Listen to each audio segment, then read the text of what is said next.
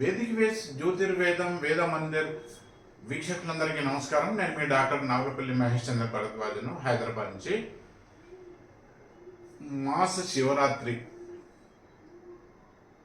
శివరాత్రి చాలామంది పూజలు, పురోహితులు, సిద్ధాంతుల నోటి నుంచి ఇంకా అనేక మంది వివిధ మాధ్యమాలు అంటే మీడియాల ద్వారా మనం ఈ మాత శివరాత్రి అంటే ఏందో వింటూ ఉంటాం. ఆ పదం అయితే వింటాం, దాని అర్థం తెలియకుండా.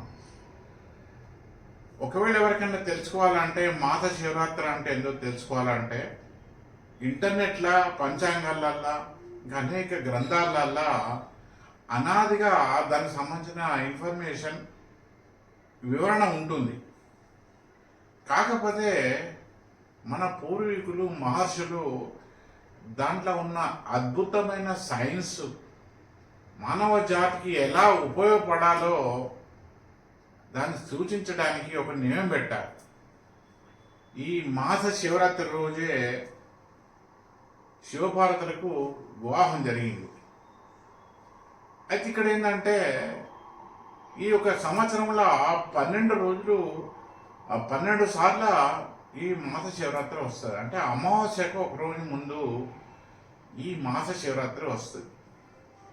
ఇక్కడ ఉన్న సైంటిఫిక్ రీజన్ ఏంటంటే మనం కాస్త లాజిక్గా, కాస్త తార్కికంగా ఆలోచిస్తే ఈ భక్తి, సెంటిమెంటు, నమ్మకం ఇదంతా ఒక ఎత్తు, వాటిలో ఉన్న అద్భుతమైన సైన్స్ ఒక ఎత్తు. వాళ్ళ అందరికీ సైన్స్ సైన్స్ సైన్స్ అని మొత్తుకుంటుంటారు కదా.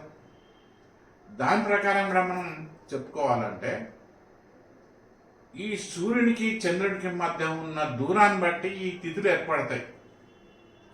సూర్యునికి అండ్ చంద్రునికి మధ్య ఉన్న దూరాన్ని బట్టి తిథులు ఏర్పడతాయి. ఈరోజు ఈ 17వ తారీఖు 12వ నెల 2025 బుధవారం రోజున ఈ వీడియో రికార్డ్ చేసే టైంకు సూర్యుడు ధనుస్సు రాశిలో ఉన్నాడు, చంద్రుడు వృశ్చిక రాశిలో ఉన్నాడు. అంటే చతుర్దశి. సూర్యచంద్రుల మధ్యన 12 డిగ్రీలు ఉంటే అది అమావాస్య. 180 డిగ్రీల దూరాన్ని ఉండేది ఉంటే అది పౌర్ణమి. అంటే ఇప్పుడు ఇక్కడ చంద్రుడు ఇక్కడికి మిథున రాశికి వస్తే ఆ రోజు పౌర్ణమి అవుతుంది. అయితే ఎందుకు ఈ మాస శివరాత్రికి ఇంత ప్రాధాన్యత? అన్ని తిథులు మంచిదే, అన్ని యోగకరణాలు మంచిదే, అన్ని నక్షత్రాలు మంచియే, ఏది చెడది కాదు. నువ్వు ఉపయోగించుకో విధానం బట్టి నీకు మంచి ఫలితమా చెడు ఫలితమా అనేది ఇస్తుంది.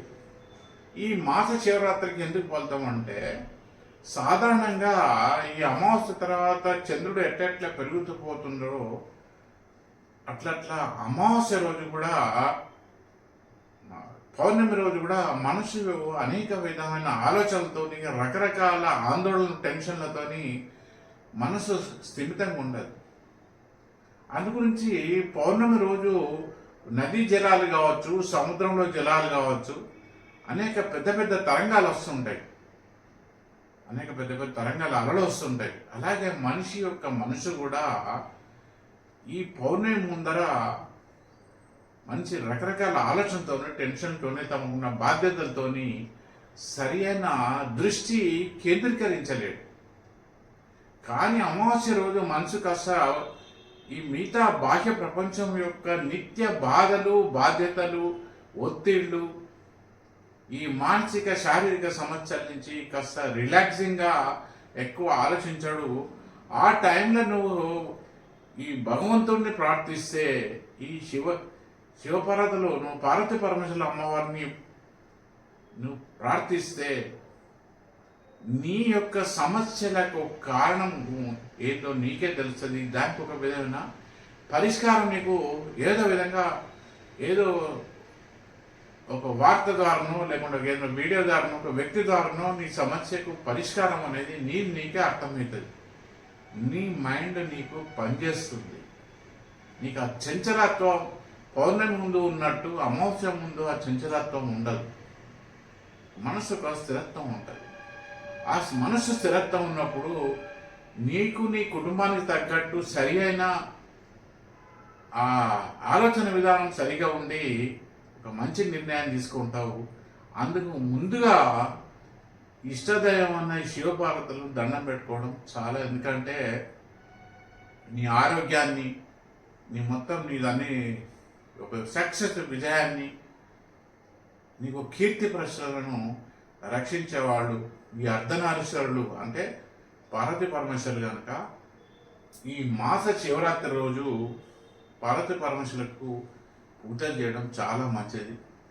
కనీసం ఆ టైంలో పూజ ఆ శివునికి అభిషేకం జరిగినప్పుడు కూడా ఆ గుడిలో ఎక్కడ ఉంటే కూడా మీ సమస్యలకు కారణం అంటే పరిష్కారం మీ మైండ్లో మీకు తోస్తుంది, ఏదో విధంగా ఒక మార్గం మీకు దొరుకుతుంది. మాస శివరాత్రి యొక్క అసలు అర్థం అది. ఉంటాను. నమస్కారం, శుభాకాంక్షలు.